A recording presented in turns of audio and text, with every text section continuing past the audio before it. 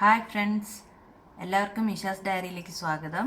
ഇന്ന് നമ്മൾ സിമ്പിളായിട്ട് ചെയ്യാൻ പറ്റുന്ന ഒരു നെത്തോലി പീര വറ്റിച്ചതാണ് ഉണ്ടാക്കാൻ പോകുന്നത്.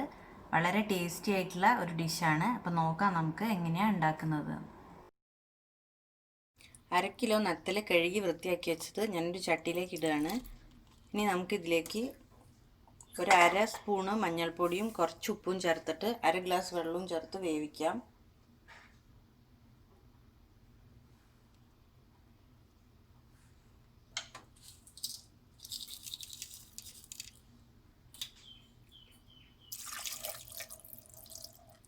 കുറച്ച് വെള്ളം, ഒരു 1/4 ഗ്ലാസ് വെള്ളം ഒഴിക്കുന്നുള്ളൂ. ഇനി ഫ്ലെയിം ഓൺ ചെയ്തിട്ട് ഇത് അടച്ച് വെച്ചിട്ട് ഒരു 5 മിനിറ്റ് കുക്ക് ചെയ്തെടുക്കാം. ഇപ്പം നെത്തോലി നന്നായി കുക്കായിട്ടുണ്ട്. ഇനി നമുക്ക് ഇത് ഫ്ലെയിം ഓഫ് ചെയ്തിട്ട് തണിയാൻ വെക്കാം. തണിഞ്ഞതിന് ശേഷം ഇതിൻ്റെ മുള്ള് വേർതിരിച്ചെടുക്കണം. കാരണം ഇത് കുറച്ച് വലിയ നെത്തോലിയാണ്, അതുകൊണ്ടാണ് നമ്മൾ മുള്ള് വേർതിരിക്കുന്നത്. അപ്പോൾ തണിയട്ടെ.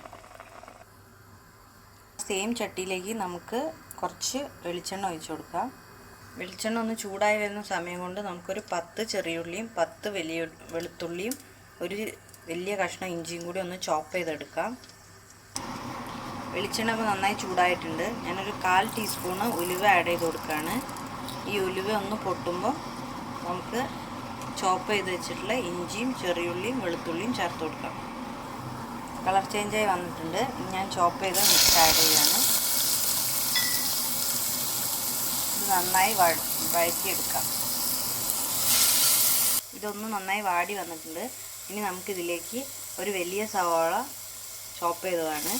അത്യാവശ്യം വലിയ കഷ്ണങ്ങളായിട്ടാണ് ചോപ്പ് ചെയ്തത്. ഇത് ആഡ് ചെയ്തിട്ട് ഇതും കൂടി ഒന്ന് നന്നായി വാട്ടിയെടുക്കാം. ഉള്ളി കുറച്ച് വാടിയിട്ടുണ്ട്. ഈ സ്റ്റേജിൽ ഞാനൊരു 3 പച്ചമുളകും ഒരു 2 സ്പ്രിംഗ് കറി ലീവ്സും കൂടി ആഡ് ചെയ്യാണ്. ഇനി ഇതും കൂടി ചേർത്തിട്ട് ഉള്ളി നമുക്ക് നന്നായി വാട്ടിയെടുക്കാം. ഇപ്പോൾ ഉള്ളി നന്നായി വാടി വന്നിട്ടുണ്ട്. ഇനി നമുക്കിതിലേക്ക് പൊടികൾ ചേർത്ത് കൊടുക്കാം. ഒരു 1/4 സ്പൂണ് മഞ്ഞൾപ്പൊടിയും ആവശ്യത്തിന് മുളക് പൊടിയും ചേർക്കാം. ഞാനിവിടെ ഒരു 3/4 ടീസ്പൂൺ മുളക് പൊടി ചേർത്തുന്നുണ്ട്. ഇനി ഇത് പച്ചമണം മാറുന്നവരെ നന്നായിട്ട് വഴറ്റിയെടുക്കും. ഇപ്പോൾ പൊടികളുടെ എല്ലാം പച്ചമണം മാറിയിട്ടുണ്ട്. ഇനി ഞാൻ ഇതിലേക്ക് ഒരു വലിയ തക്കാളി ചെറുതായിട്ട് മുറിച്ചതാണ്, അതും കൂടി ആഡ് ചെയ്ത് കൊടുക്കുക. അതിൻ്റെ കൂടെ നമ്മൾ നെത്തൽ വേവിച്ചപ്പോൾ ഉണ്ടായിരുന്ന വെള്ളമാണ്, അതും കൂടി ആഡ് ചെയ്ത് കൊടുക്കുകയാണ്.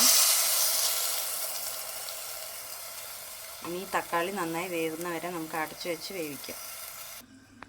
ഇപ്പോൾ തക്കാളി എല്ലാം നന്നായി കുക്കായിട്ടുണ്ട്. ഇനി നമുക്കിത് തുറന്ന് വെച്ചിട്ട് ഒരു ഹൈ ഫ്ലെയിമിലിട്ടിട്ട് വെള്ളം ഒന്ന് വറ്റിച്ചെടുക്കാം.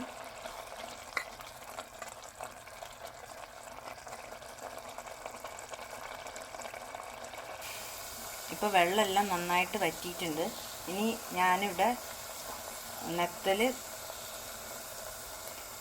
നെത്തൽ കുറച്ച് മുള്ള് മാറ്റിയിട്ട് വേവിച്ച് വെച്ചതാണ്. നേരത്തെ വേവിച്ചത് മുള്ള് മാറ്റി വെച്ചിട്ടുണ്ട്. ഇതുപോലെ എടുത്താൽ പൊടിഞ്ഞു പോയാലും കുഴപ്പമൊന്നുമില്ല. ഇത് ഇതിലേക്ക് ചേർത്തിട്ട് നന്നായിട്ട് മിക്സ് ചെയ്തെടുക്കാം നമുക്ക്. ഇപ്പം നെത്തൽ നന്നായി മിക്സ് ചെയ്തിട്ടുണ്ട്. ഇനി ഇതിലേക്ക് ഞാനൊരു 6-7 സ്പൂണ് തേങ്ങ ആഡ് ചെയ്യാണ്. തേങ്ങ ചതയ്ക്കുന്നൊന്നുമില്ല.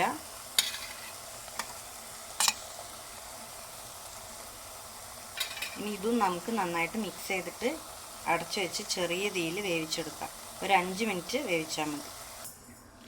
ഇപ്പോൾ ഇതൊരു 5 മിനിറ്റ് ലോ ഫ്ലെയിമിൽ കുക്കായിട്ടുണ്ട്.